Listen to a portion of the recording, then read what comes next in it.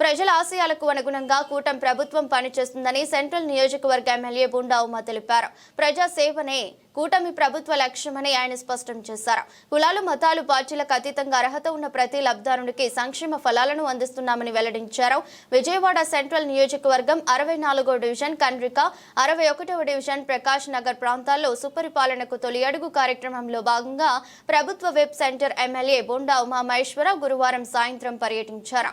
స్థానిక నాయకులు అధికారులతో కలిసి ప్రతి ఇంటిని సందర్శించి ప్రజల అభిప్రాయాలను స్వయంగా తెలుసుకున్నారు. గత ఏడాది కాలంలో కూటమి ప్రభుత్వం చేపట్టిన అభివృద్ధి సంక్షేమ కార్యక్రమాల గురించి ప్రజలకు వివరించారు. ఈ సందర్భంగా మాట్లాడుతూ నియోజకవర్గంలోని 21వ డివిజన్లలో 261 పోలింగ్ బూత్ల పరిధిలో సుమారు 2.80 లక్షల ఓటర్లను కలుస్తున్నట్లు తెలిపారు.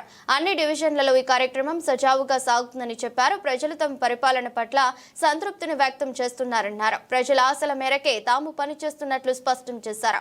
అధికారంలోకి వచ్చిన మొదటి నెల నుంచే పింఛన్లను 4,000గా అందించామని, తల్లికి వందనం పథకంలో ప్రతి బిడ్డకు 13,000 తల్లి ఖాతాలో జమ చేశామని తెలిపారు.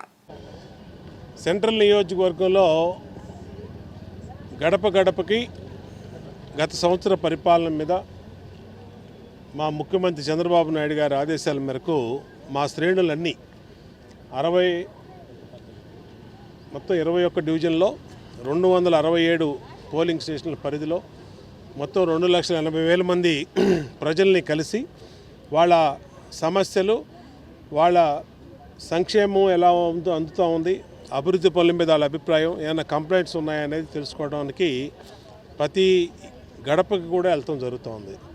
ఈరోజు 64వ డివిజన్లో డివిజను పార్టీ అధ్యక్షుడు రవికుమార్ కానీ, ప్రధాన కార్యదర్శి బాబు కానీ, అలాగే మిగిలినటువంటి నాయకులు కానీ అందరం కూడా ఇంటింటికి తిరుగుతూ ఉన్నాం. అన్ని డివిజన్లు ఈ కార్యక్రమం కొనసాగుతూ ఉంది. ఎక్కడికి వెళ్ళినా ప్రజలు సంతోషం వ్యక్తం చేస్తూ ఉన్నారు. ఏ ఆశలతో అయితే ఈ ప్రభుత్వానికి తెలుగుదేశం పార్టీకి ఎమ్మెల్యేగా నాకు, పార్లమెంట్ సభ్యులుగా కేశినేని శివనాథ్ చిన్నికి ఓట్లేసి గెలిపించామో ఆ ఆశలకు అనుగుణంగా ఇవాళ ప్రభుత్వం పనిచేస్తుందని సంతోషం వ్యక్తం చేస్తూ ఉన్నారు. తెలుగుదేశం పార్టీగా ఎన్నికల ముందు ఏం చెప్పామో వాళ్ళకి 3,000 పెన్షన్ 4,000 చేస్తామని చెప్పాం. అధికారంలోకి వచ్చిన మొదటి నెలలోనే 3,000ది 4,000 చేసాం. గ్యాస్ బండ్లు ఇస్తామని చెప్పాం, గ్యాస్ బండ్లు కూడా 3 గ్యాస్ బండ్లు ఇస్తున్నాం. అన్నా క్యాంటీన్లు ఓపెన్ చేస్తామని చెప్పాం, అన్నా క్యాంటీన్లు ఓపెన్ చేసాం. ఎంతమంది పిల్లలు ఉంటే అంతమందికి 13,000 ఇస్తామని చెప్పాం. ఇవాళ తల్లికి వందనం పేరు మీద అది కూడా ఇస్తున్నాం. త్వరలోనే శ్రీనిధి పేరు మీద ప్రతి చెల్లెమ్మకి 18,000 రూపాయలు, నిరుద్యోగ భృతి 3,000, అలాగే ఉచిత బస్సు ఆగస్టు 15వ తారీఖు నుంచి కూడా చేయబోతూ ఉన్నాం. కొంత చిన్న చిన్న ఇబ్బందులు, గత ప్రభుత్వం చేసినటువంటి తప్పిదాలు ఇంకా ప్రజల మీద వెంటాడుతూ ఉన్నాయి. కరెంటు బిల్లులు 300, 400 ఎక్కువ వస్తున్నాయని బాధపడుతూ ఉన్నారు. ముఖ్యంగా ఈ 64వ డివిజన్లో కండ్రికలో వాళ్ళందరికీ కూడా ఆ కంప్లైంట్లు తెలుసుకున్నాం. ఆ కంప్లైంట్ల మీద ప్రభుత్వానికి, అధికారులకి తెలియజేస్తాం. ఖచ్చితంగా కరెంటు బిల్లులు కూడా అధికంగా రాకుండా చూసుకునే బాధ్యత కూడా మేమే తీసుకుంటామని తెలియజేస్తూ ఉన్నాం. గత సంవత్సర కాలంలో 240 కోట్ల రూపాయలు ఖర్చు పెట్టి అభివృద్ధి పనులని పూర్తి చేసాం. సంక్షేమ పథకాలు ప్రతి ఇంటికి పారదర్శకంగా ఇచ్చాం.